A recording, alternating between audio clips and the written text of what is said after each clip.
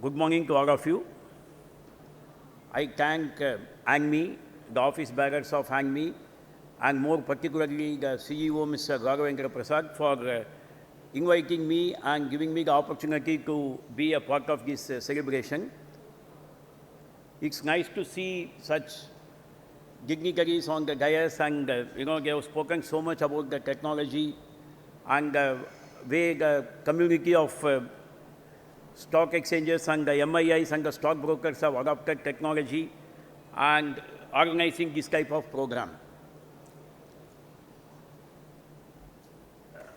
Among the various sectors in this country or in the globe as such, and more particularly within the financial sector, I don't see any other sector than the securities market which has adopted technology so much, and that has made the life of so many investors simple, safe, and of course the scalability, which is the theme of this stock text.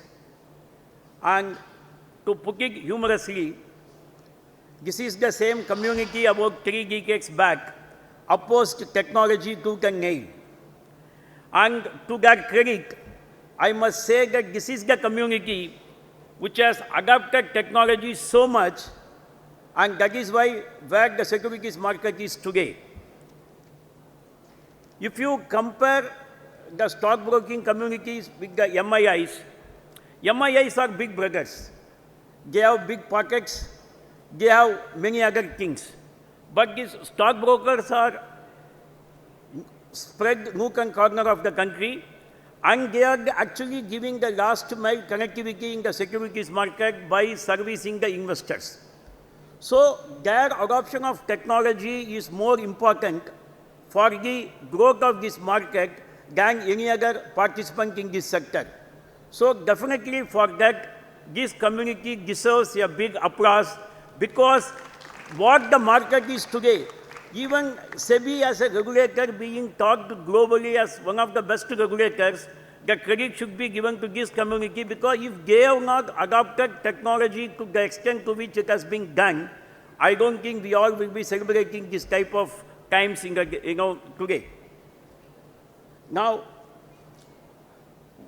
therefore, going forward, it is very important that we continue to embrace technology and adapt the newer ones, and that is how this type of programs or the conferences are very helpful.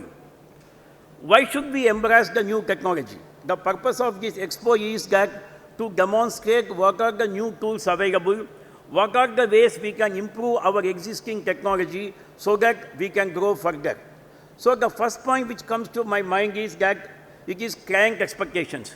Today, the investors who are, you call them Gen X or Gen Z, I don't know which are the alphabet we are going to add, maybe Gen Z A, Z B, and so on and so forth. They are also tech savvy. Today, anyone in the age group of 20 and 30, I don't think that person carries cash or even a credit card or a debit card. They carry mobile. And whether it is to buy, whether it is to read, for them the mobile instrument is the oxygen. If you take away the mobile for 2 hours, I think we need to build an ICU in everybody's house. And it is for everybody, whether it is a 20-year-old, 50-year-old, or even a 80-year-old person. There are people, of course, in my own house, my mother-in-law is 84 plus. She is bedridden. But she tells, please give me the iPad, I want to watching YouTube. This is the level of adoption of technology in this country, and therefore there is a huge demand from the users asking for new ways of doing business, and therefore as a stockbroking community, there is a need for you to adapt new technology and embrace new technology. Now, the second benefit is it gives efficiency and productivity, and therefore that where the scalability comes, and because of that, a time which can be otherwise spent on mundane things and where we use technology that time can be used for better investor relations, which will increase the business opportunities. The third aspect is, of course, competitive edge. Today, we all might have seen that those who have not embraced technology, they are left behind in the business, in the competition, and whatever you call it. Therefore, if someone wants to sustain in today's world, one has to adapt, one has to learn, unlearn, and relearn, so that, the brain is like, they say that it is like the hard disk of a computer. You need to delete something to store more. So we need to unlearn the old habits of ours and adopt new technology so that we can remain competitive. At this point of time, I would like to say how this StockTech 24-25 becomes important. I am given to understand that there are more than 60 participants here having about 100 stalls. So the expo is basically about, as Nagar Vora nicely explained, the theme is of 3 years: safety, simplicity, and scalability. And I'm sure that they will be featuring the cutting-edge technologies for various technical analysis and knowledge sharing. I was told that the tools which are expected to be covered in this exposition is algo trading on cloud solutions, data center, eKYC, email providers, hardware, infra, mobile app, networking, and payment gateway. So when we talk about all these things, and when these new tools are being talked about by using the latest technology, as a regulator, the first thing comes to my mind is, how do we take care of the risks which are emanating from this embracing the new technology? Therefore, I would like to share 4 or 5 points on how to take care of the potential risk when we embrace new technology. The first thing is that we must have proactive risk management. I am sure some of you may be aware that there is a guy from Pune by name Mr. Mohit Dagia. If you see him, he looks like not even like a school student, but he has done engineering. I have personally invited him to SEBI more than 2 occasions, and I have met him. Every 1 month, he sends a mail to SEBI as well as to the exchanges, and also to this CERTIN or this NICPI, which are the government organization which looks after this technology-related issues, pointing out so many gaps in the trading terminals of various brokers. Time and again, he has been highlighting, I don't know whether he is doing ethical hacking or whatever he does, but when we called the exchanges and the broking community and even the vendors, I personally met the vendors who are providing services to these stockbrokers. I told them that why this type of gaps are existing, despite this person pointing out month after month. And I'm telling you, for the last 1 year, we have been engaging with this guy, as well as with the vendors and the stock exchanges and the stockbrokers. But let me tell you, even today, all the gaps have not been filled. Therefore, the important lesson we have to keep in mind while embracing new technology is, please put a robust risk management. Do not give gaps in the buts to coming, and the problem should not be identified by somebody else, and then we should not resolve it. The second aspect is market integrity. Please do not develop tools or use them for any market abuse or for market manipulation or for unfair trade practices. One of the speakers pointed out that insider trading is prevalent in this country or in every securities market, but now people no longer communicate through word of mouth. They use technology to communicate. Therefore, it becomes very difficult for the regulators to catch the communicators when we identify an insider trading case. So please, while developing new tools, please ensure that market integrity is kept in mind. The third aspect is that ethical standards, especially when you use the most popular word in today is AI, artificial intelligence. I read in Financial Times about a month back one article appeared which I would like to share. In US, an anchor of a media house interviewed an actress who was reportedly passed away in 2018.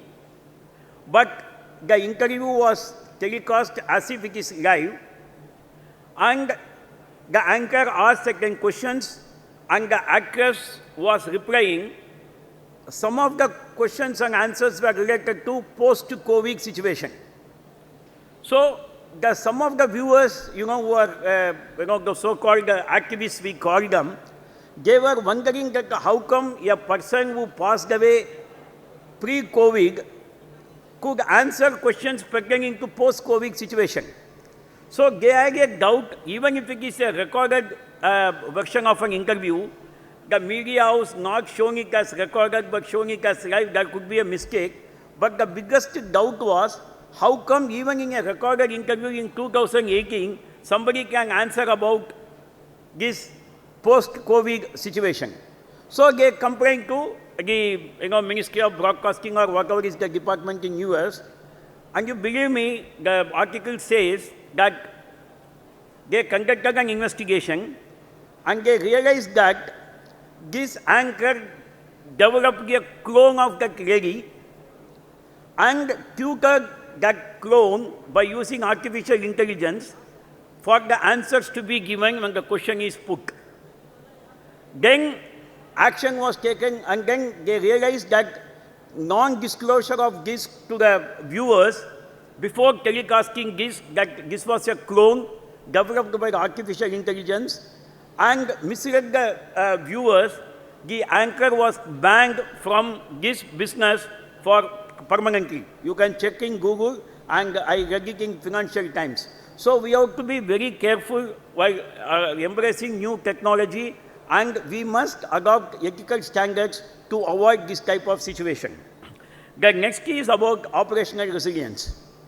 As we know, when we develop new technologies, disruptions are expected, but how fast we can overcome from the challenge, how far we can come out of the disruption, because if there is a long duration of the disruption is longer, the investor confidence will go, and this entire business is built on trust. And therefore, we need to ensure that there is operational resilience when the new technology is developed. And the fourth and important aspect is client-specific approach.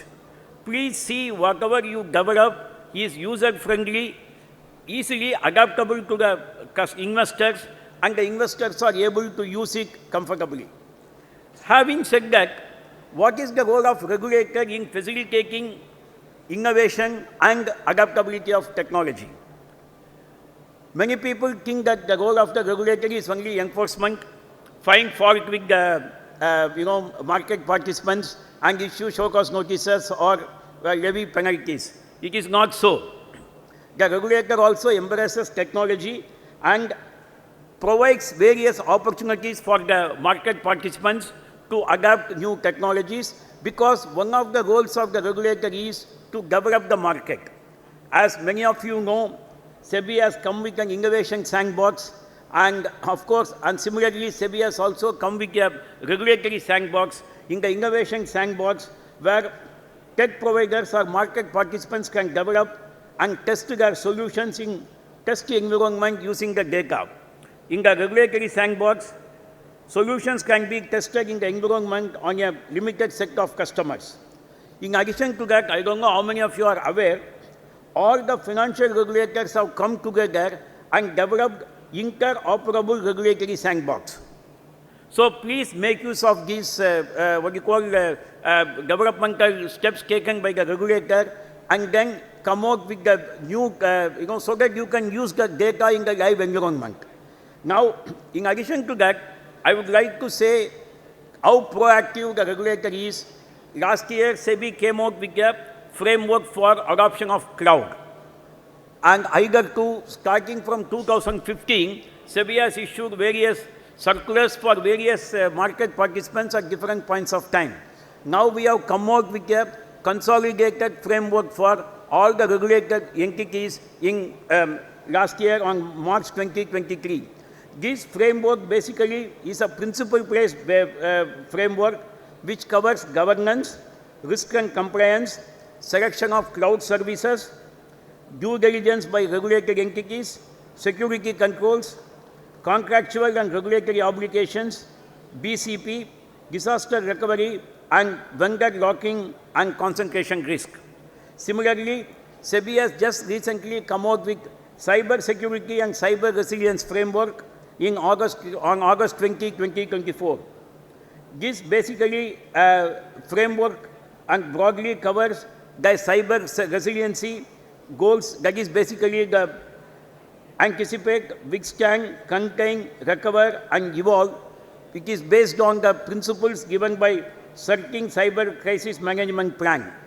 What I request is the market participants as well as the vendors who are developing and going to use these new tools, please ensure compliance with these two framework, because this gives a complete, a sort of a boundary, so that you know whether you are within the boundary or you are likely to cross. And if you are crossing the boundary, there is a possibility of regulator stepping in. Therefore, please ensure strict compliance with these two framework.